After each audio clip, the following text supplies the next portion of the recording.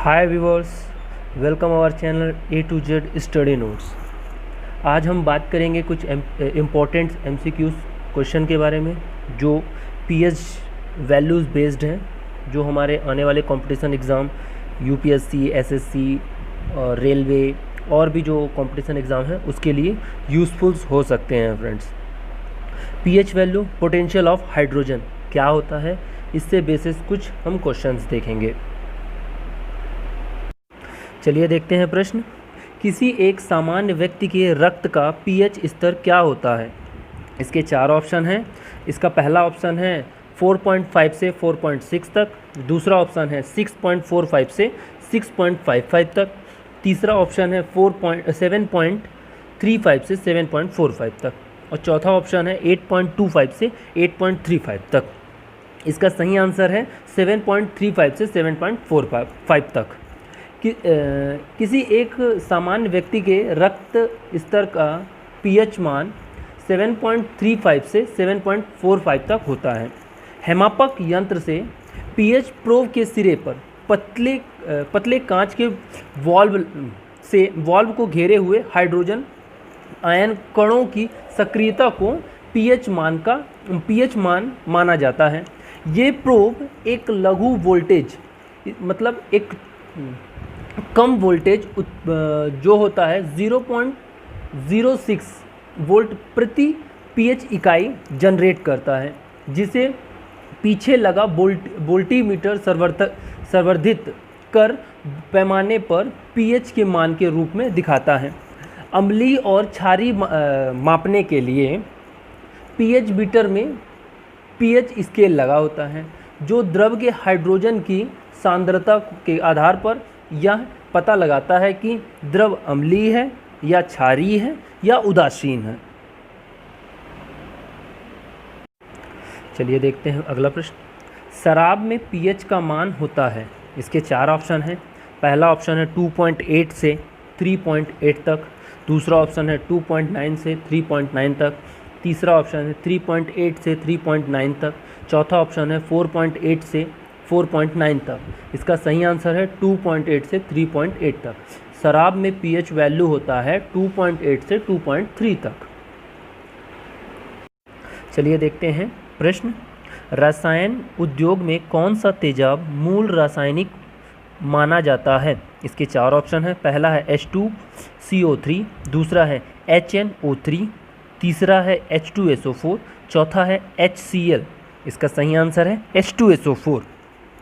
रासायनिक उद्योगों में सल्फ्यूरिक अम्ल मूल रासायनिक माना जाता है। इसका सबसे ज़्यादा उपयोग पेट्रो रसायन उद्योग में किया जाता है और इसका प्रयोगशाला में गंदगी साफ करने में भी किया जाता है।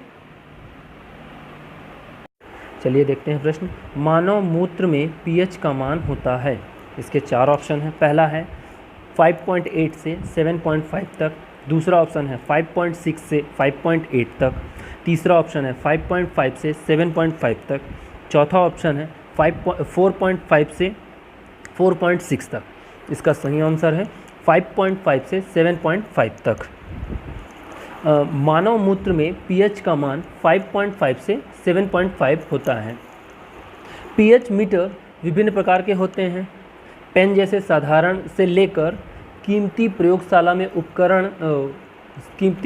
में उपकरण जिसमें कंप्यूटर इंटरफेस होता है एवं इंडिकेटर्स के लिए विभिन्न इनपुट्स आयन सेंसिटिव होते हैं, रेडॉक्स होते हैं। संदर्भ में इलेक्ट्रोड्स एवं तापमान मापक जैसे ताप नियंत्रक, प्रतिरोधक, थर्मो रेजिस्टेंस या थर्मोकपल आदि लगे होते हैं।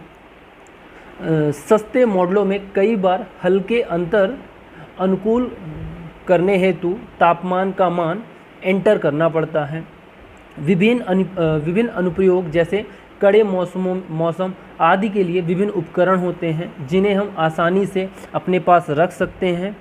इन्हें हम एक स्थान से दूसरे स्थान तक हम आसानी से ले जा सकते हैं। ये पीएच मापक में उपलब्ध होते हैं, जिनमें तापमान का स्वतः प्रतिरूपण हो जाता है। देखते हैं प्रश्न। दूध में पीएच का मान होता है। इसके चार ऑप्शन हैं। 6.6, दूसरा होता है 6.4, तीसरा होता है 5.4, चौथा होता है 5.5। इसका सही आंसर है 6.4। दूध में पीएच का मान 6.4 होता है। इसको हैपांक यंत्र से नापा जाता है। हैपांक यंत्र में पीएच प्रोब के सिरे पर पतले कांच के वाल्व को घेरे हुए हाइड्रोजन आयन कणों की सक्रियता को पीएच मान कहा जाता है। ये प्रोब एक लघु वोल्टेज, ये एकदम कम वोल्टेज जनरेट करते हैं। लगभग वो होते हैं 0.06 वोल्ट प्रति पीएच इकाई उत्पन्न करता है, जिससे पीछे लगा वोल्टी संवर्धित पर पैमाने को पर पीएच के मान के रूप में दिखता है। ये पीएच के मान के रूप में दिखता है। ये अम्लीय और क्षारीय मापन के लिए पीएच मीटर में पीएच स्केल लगा होता है, जो द्रव के हाइड्रोजन आयन की सांद्रता के आधार पर यह पता लगाता है कि द्रव अम्लीय है या क्षारीय है या उदासीन है। चलिए देखते हैं प्रश्न। नींबू में पीएच का मान होता है। इसके 4 ऑप्शन हैं। पहला है 6.6 से 5.5, दूसरा ऑप्शन है 2.2 से 2.4, तीसरा ऑप्शन है 5.4 से 3.2, चौथा ऑप्शन है 5.5 से 5.6 तक। इसका सही आंसर है 2.2 से 2.4 तक। नींबू में पीएच का मान होता है 2.2 से 2.4 के बीच में।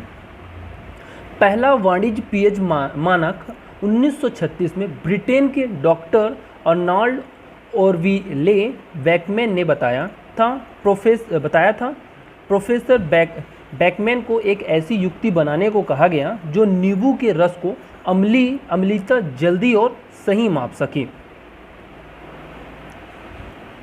चलिए देखते हैं प्रश्न।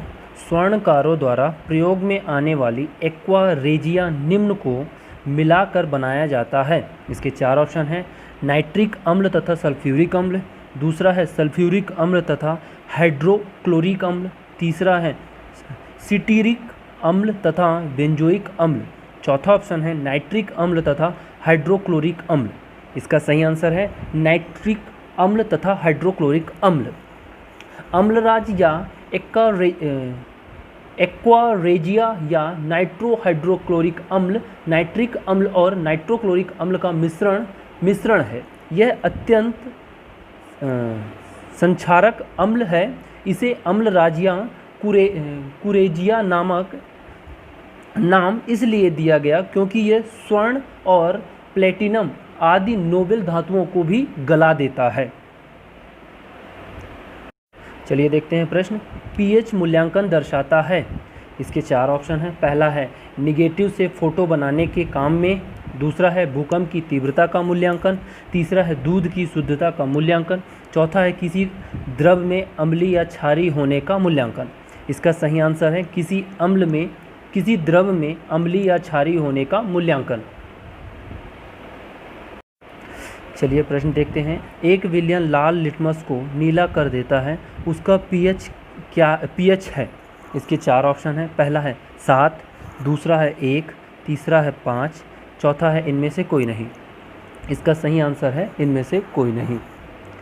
वह विलयन जो लाल लिटमस पेपर को नीला कर देता है वह क्षारीय होता है तथा 7 से अधिक पीएच मान वाले विलयन क्षारीय होते हैं।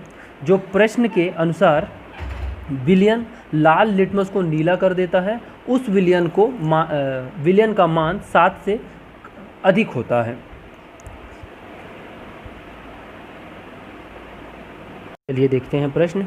कॉपर सल्फेट का जलीय घोल अम्लीय होता है क्योंकि इस लवण का, इसके 4 ऑप्शन हैं। पहला है अपोहन होता है, दूसरा जल अपघटन होता है, तीसरा विद्युत रासायनिक अपघटन होता है, चौथा इनमें से कोई नहीं। इसका सही आंसर है जल अपघटन होता है। कॉपर सल्फेट या नीला थोथा का जलीय विलयन अम्लीय होता है क्योंकि इसका जल अपघटन होता है। इसी जल अपघटन के कारण कॉपर सल्फेट अधिक अम्लीय होता है। थैंक यू व्यूअर्स इस वीडियो को देखने के लिए। इसमें इम्पोर्टेंट आपको क्वेश्चंस लगे हों, ये आपके आने वाले एग्ज़ामों के लिए यूज़फुल लगे हों तो प्लीज़ मेरे चैनल को सब्सक्राइब कीजिए, लाइक कीजिए और शेयर कीजिए। Thank you friends.